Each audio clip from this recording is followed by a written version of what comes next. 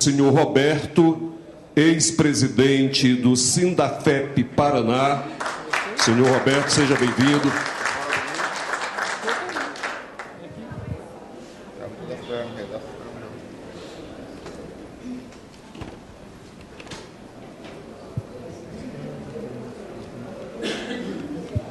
E com muito orgulho, nós gostaríamos de chamar à mesa com a finalidade de apresentar o trabalho que teve como tema eficiência da administração tributária e redução da pobreza nos municípios cearenses. Um dos autores desse trabalho, o senhor Francisco Marcelo Silva de Menezes, filiado ao Sintaf Ceará.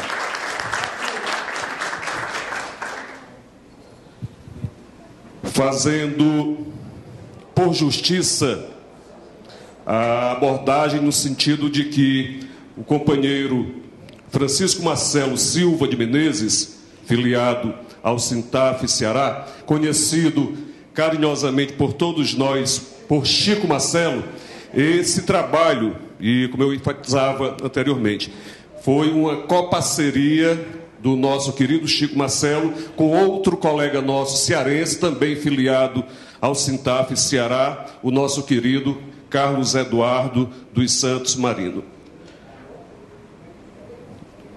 Preparado? Vamos lá. Francisco Marcelo Silva de Menezes, economista pela Universidade de Fortaleza, Unifor, mestre e doutorando em economia, CAEM UFC, professor de pós-graduação da Unifor e mestrado profissional CAEM UFC, auditor fiscal do Tesouro Estadual na Secretaria da Fazenda do Estado do Ceará. Ocupou o cargo de coordenador adjunto e coordenador do curso de graduação em Ciências Econômicas da Unifor, controlador geral do município de Caucaia, secretário adjunto de Finanças do município de Caucaia, supervisor da auditoria de empresas da Secretaria da Fazenda do Estado do Ceará, membro do Conselho Fiscal da Associação dos Auditores Fiscais do Estado do Ceará, membro do Conselho Curador da Fundação do Sindicato dos Fazendários, Sintaf, diretor adjunto da Escola Superior de Estudos Tributários, diretor de comunicação do Sindicato dos Fazendários do Ceará. O seu colaborador, coautor desse trabalho premiado no 5º concurso de monografias da Cefaz, que lamentavelmente não pôde estar aqui, Carlos Eduardo dos Santos Marino, mestre em Economia pela Universidade Federal do Ceará, doutor em Economia pelo CAEM, dentre uma vasta e honrosa lista de cargos e missões ocupadas também na Secretaria da Fazenda do Estado do Ceará. Chico Marcelo, 30 minutos para a sua apresentação. Bom dia a todos e a todas, né? Bom dia à mesa, em nome do nosso colega Raimundo Filho. Bem, em primeiro lugar, eu queria pedir licença a vocês para apresentar o trabalho aqui sentado mesmo, até porque ontem, quando eu vim de Fortaleza, comecei a passar naquela maquinazinha do Bibi, começou a tirar tudo, eu esqueci o cinto lá, e se eu for ficar em pé aqui, acho que a calça do paletó vai ficar caindo. No fim era o sapato, mas eu acabei deixando o cinto, tentei comprar ontem aqui na loja e não consegui. Bem, cadê o nosso colega Glício? O nosso trabalho, diferentemente do Glício, o Glício teve uma motivação acadêmica pura, né, porque era a conclusão de um curso de mestrado. O nosso trabalho, apesar de ser um trabalho acadêmico, ele partiu de uma motivação prática dos colegas do sindicato, né? O Glício apresentou aí que o ICMS mensal do São Paulo de um mês é maior do que o do ano no Ceará, né? E ontem eu chegando aqui, e o piloto, passageiro à esquerda, olha aí as cataratas do Iguaçu. Eu fiquei olhando, faz esse chuveiro uma semana lá no Ceará, melhorava assim o nosso ICMS, melhorava a distribuição de renda, melhorava tudo. Então a gente, apesar de ter feito o que fizemos, ainda somos um estado muito pobre, né? E essa motivação surgiu de uma preocupação prática, justamente com a pobreza, o nível de pobreza no nosso estado e principalmente nos pequenos municípios, né? E nós conversamos lá no sindicato, Liduindo, Nilson, toda a turma, Paulo Rossano, Aí a gente chegou assim, rapaz, nós temos aqui na Fazenda uma massa crítica de colegas que já participou de secretariados municipais, estaduais, já participou de instituições da justiça, federais. Então, tem uma gama de conhecimentos que a gente pode unir essa gama de conhecimento e tentar ajudar na administração desses pequenos municípios que são muito pobres, né? E dessa preocupação nasceu o projeto Qualificação da Gestão Pública Municipal para a Redução da Pobreza e Desigualdade do Ceará, né? Que nós lançamos lá na Assembleia Legislativa em maio desse ano. Então, a partir dessa preocupação, a gente disse, rapaz, a gente sabe que os municípios pobres, eles não têm uma organização administrativa, né? E por não ter essa administração organizacional, eles vivem basicamente das transferências federais e estaduais. A arrecadação própria é muito pequena, tem município que é praticamente 2%, 3% da arrecadação total. Então, o que é que nós poderíamos fazer? A gente pode tentar, com um projeto, ajudar na organização tributária e fiscal desses estados, desses municípios, para que eles tentem alavancar sua receita própria e utilizar essa receita própria nos diversos convênios como contrapartida e daí implementar melhores políticas públicas para que tente reduzir o grau de pobreza e de desigualdade de renda, né? Aí a gente montou essa concepção teórica na cabeça, começamos a fazer o projeto, eu disse, rapaz, que tal a gente ver um trabalho acadêmico que comprove isso, né? Aí nos reunimos lá no CAEM, como mostra aí a segunda tela, né? Na realidade, ele foi um trabalho feito a 8 mãos, né? O Carlos Eduardo é o que o nosso colega comentou, que é da Fazenda, que aparece como mestre aí. Nesse meio tempo, ele concluiu o doutorado dele, né? O professor Flávio Atalibra, que é um dos professores do doutorado do CAEM. O professor João Mário, que também é um dos professores, e eu aqui, Chico Marcelo, e resolvemos implementar esse trabalho. Então, a questão do trabalho era justamente essa. Será que, usando todo um instrumental acadêmico, econométrico e analítico, será que é verdade que os municípios que não têm uma administração tributária e fiscal organizada realmente têm o maior índice de pobreza? A preocupação inicial era essa. Então, daí a gente começou a organizar essa questão, né? Então, partimos daí. A estrutura tributária brasileira, como a gente sabe, com elevada participação de impostos indiretos, contribui para a manutenção de elevadas taxas de pobreza e desigualdade, né? Então, todos nós sabemos que tanto o desenho do sistema federativo como o sistema tributário é altamente regressivo, né? E esse é um fator que contribui sobremaneira para a gente ter uma estrutura social desigual e de elevado índice de pobreza, principalmente, notadamente, nos estados do Norte e Nordeste, né? As características dos impostos municipais permitem uma tributação socialmente mais justa. Se a gente olhar os principais tributos municipais, IPTU, ISS e ITBI, a gente vai ver que ele é menos regressivo do que o sistema geral, porque você tem aí 2 tributos diretos, né? Que é o IPTU e o ITBI e apenas um indireto. A gente já sabe que a estrutura de um sistema tributário indireto é altamente regressivo, porque quem tem menos paga proporcionalmente mais do que quem tem mais, não é isso? Então, a maior eficiência na arrecadação dos tributos municipais pode resultar em maior e melhor oferta de serviços públicos e infraestrutura, redução na desigualdade de renda e redução da renda disponível do consumo da sociedade.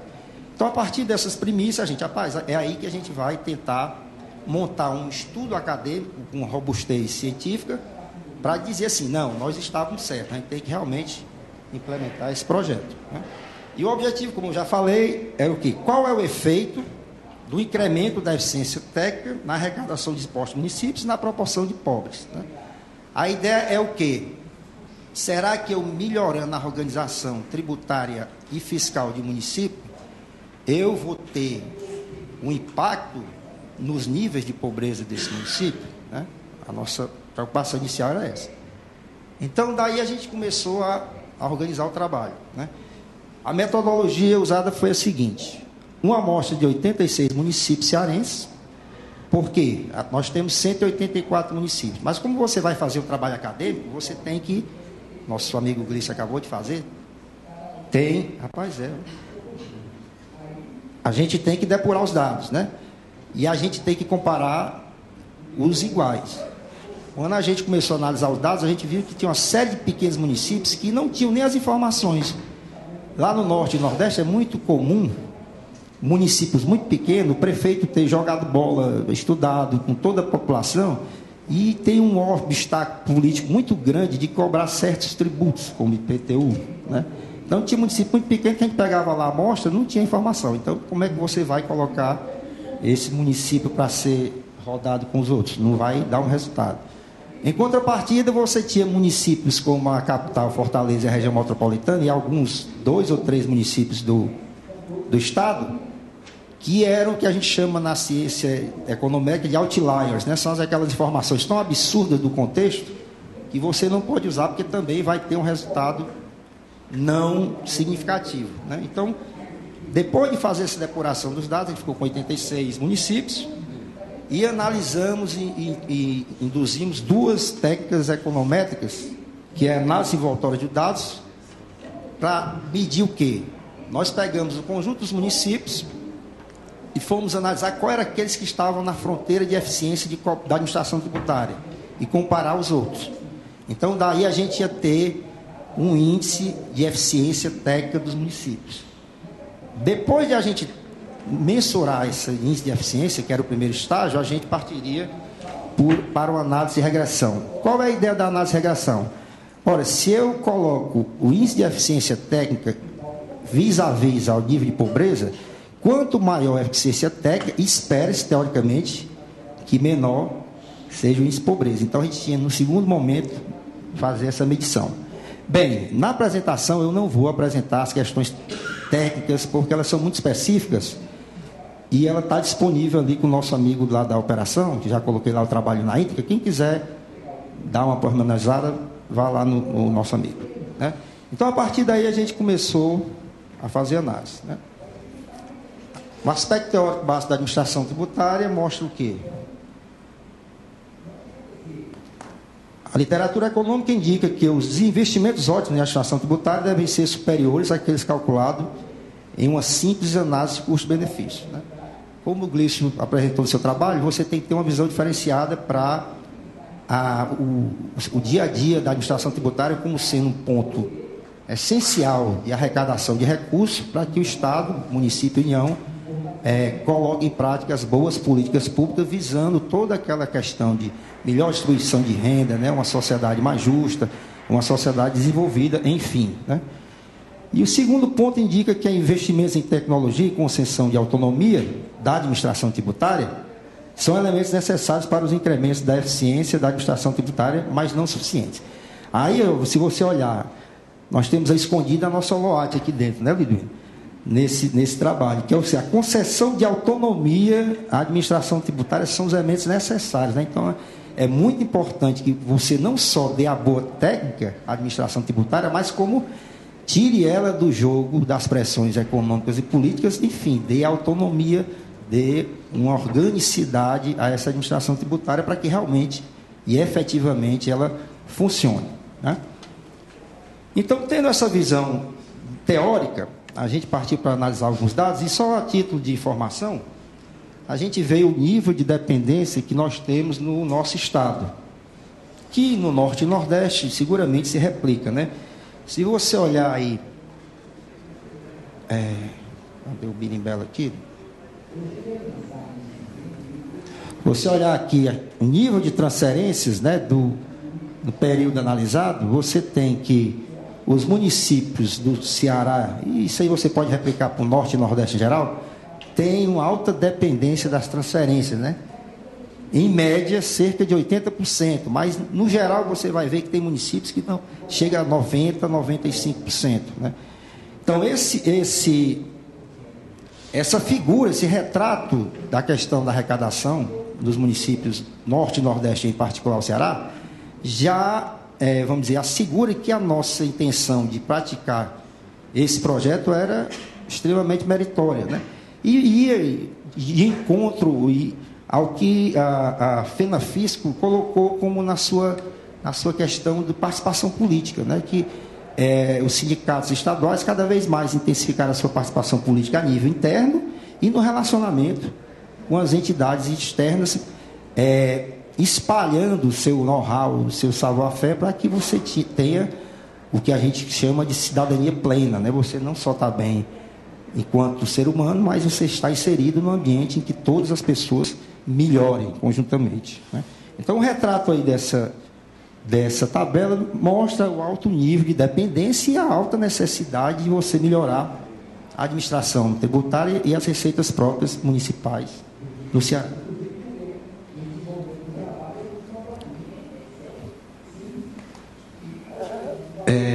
No segundo momento, aí a gente tem só a nível de informação, os níveis de receita tributária por habitantes, né? Evidenciando aquilo que a gente falou. E os municípios mais ricos, que estão capital, região metropolitana e alguns do Sertão Central, estão numa condição muito melhor em relação àqueles municípios da área rural e do sertão cearense. Bem, então no fim a gente chegou à questão. Quando você analisa a eficiência dos municípios, desses 84, outro ponto que a gente pode apresentar é que quando você aplica a primeira metodologia do DEA, você consegue perceber que existe um nível médio de afastamento do que seria o ideal no conjunto dos municípios, né? Em relação ao IPTU, quando você compara os dois pontos, você tem aí uma margem de melhora que pode ser de 60,5 em 2000 e 73,9 em 2010. O que é que significa isso na prática? Que se a gente conseguir levar até o final o nosso projeto, nós temos aqui esse universo que a gente pode melhorar. Ninguém pode chegar aos 73, mas se a gente avançar 20, se a gente avançar 30 ou 40, a gente já está fazendo com que o nosso projeto seja vitorioso. E essa é a nossa ideia. A propósito, nós já estamos trabalhando com 3 municípios que procuraram o sindicato, a fundação, que é Cedro e São Gonçalo, né?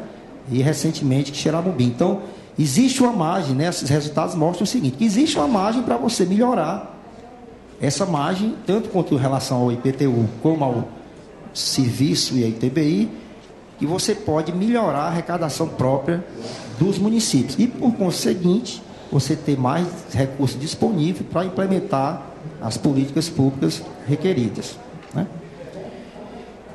Enfim, quando a gente chega ao final e aplica todas aquelas letrinhas gregas que o Clius mostrou, a gente chega e confirma o nosso resultado inicial, o nosso pensamento inicial.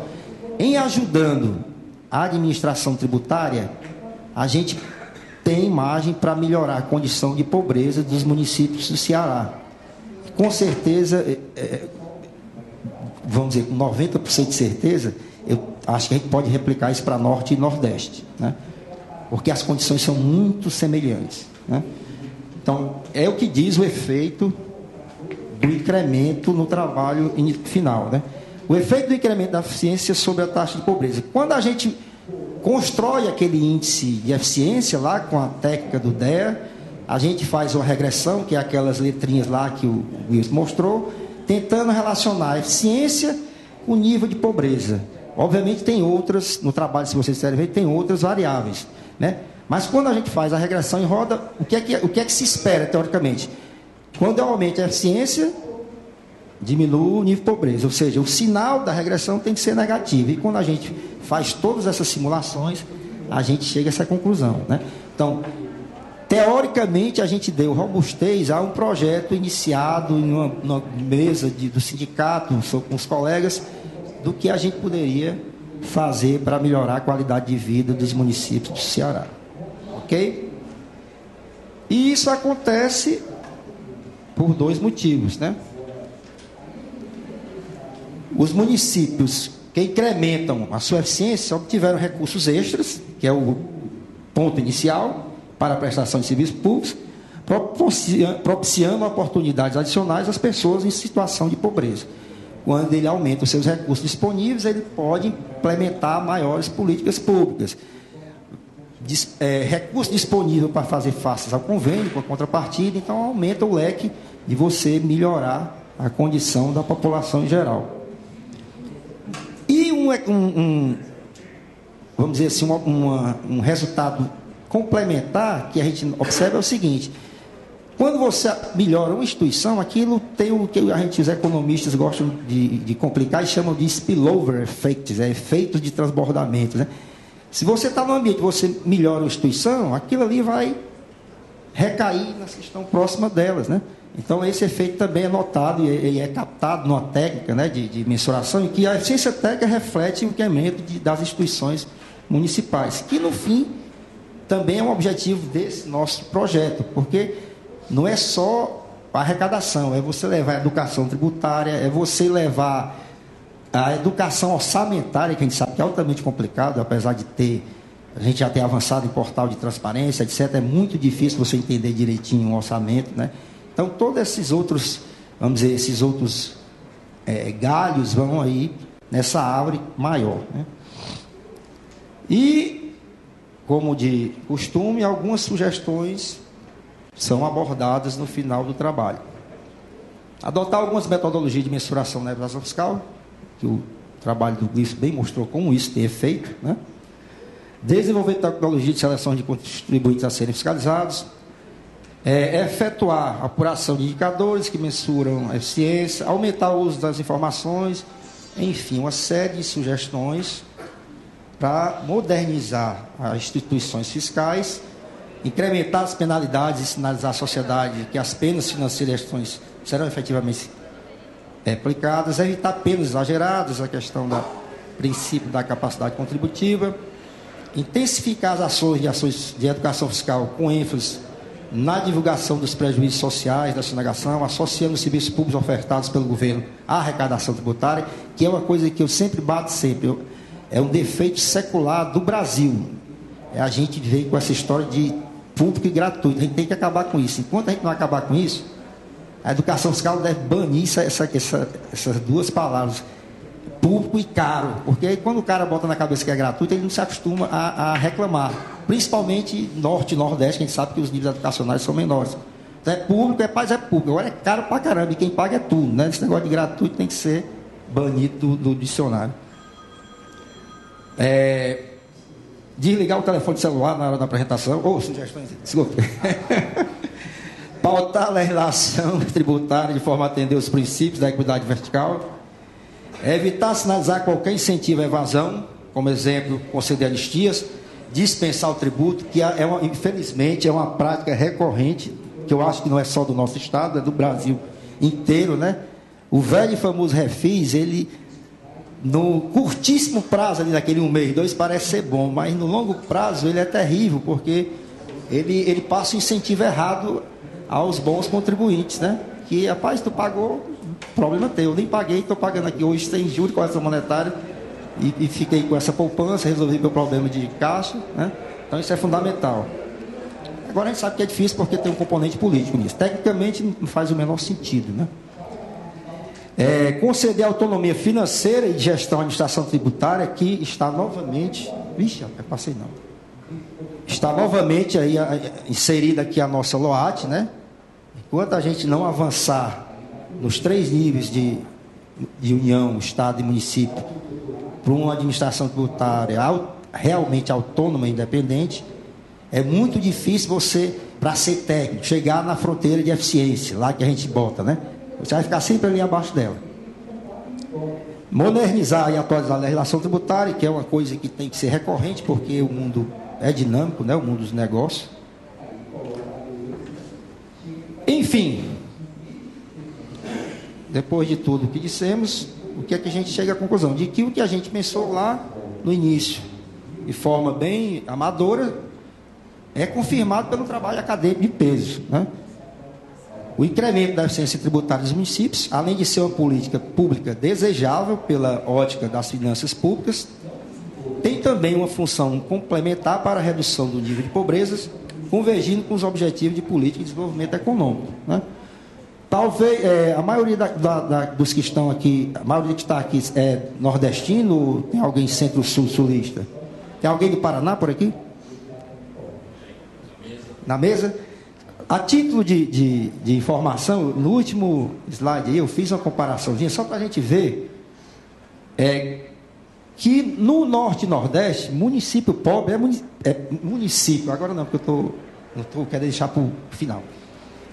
Município pequeno significa ser município pobre, né? Não necessariamente aqui no Centro-Sul isso se confirma, né? Aí só a título de comparação eu fiz essa tabelinha no final com Ceará e Paraná, né? O Ceará tem 184 municípios e o Paraná 399. Abaixo de 20 milhões de habitantes, o Ceará tem 95, que é 51%, o Paraná tem 318, que é 79,7%. Ou seja, nesse nível aí, o Paraná tem mais municípios pequenos que o Ceará, né? Abaixo de 30 milhões nós temos 124, que é 67,4%, e o Paraná tem 344, que é 86,2%, né? Abaixo de 50 milhões nós temos 150, que é 86,2%, e o Paraná 367, que é 92%. Ou seja, o Paraná tem muito mais... 367? Mil, você está dizendo milhão, mas é 1.000. 50 milhões, desculpa, 50 milhões de habitantes, justo. 1.000. Não, mas é milhões, é porque não deu para botar 1 milhão de todo. Tô ficando doido, é 1.000 mesmo. É porque eu estou sem cinto. É isso mesmo, valeu. Mas o que é que a gente... É só uma comparação bem simples, mas daí dá já para você ver a diferença, né? Ou seja, lá no Norte e Nordeste, o município com pequenos habitantes é município pobre mesmo. Aí você olha lá na última coluna, você vai entender por quê, né? No Ceará, a renda per capita é 10.900, no Paraná é 20.800, é o dobro, né? Então, as condições econômicas, sociais, climáticas, tudo isso, né? Tudo isso. Aí vem aquela minha história lá do chuveirão ali fora, né? Se a gente botasse uma semana desse chuveirão lá no Ceará, melhoraria muito a nossa condição. Não é brincadeira não, a gente está lá e sabe, né? Você vai para o sertão do Ceará, hoje está tudo seco, não tem uma gota d'água, né? Bem, pessoal, tenho 5 minutos, mas o meu recado era esse, né? O que é importante, esse é um trabalho acadêmico que está também lá no site do CAEM. Foi feito, aqui você não mostrei no início, né? O sindicato também tem uma parceria desde 2005, 2006 com o LEP, né? O LEP é uma unidade do CAEM, que o CAEM é o mestrado e doutorado em economia da Universidade Federal do Ceará. E o CITAF tem uma parceria desde 2005, né? Isso, 2005, né?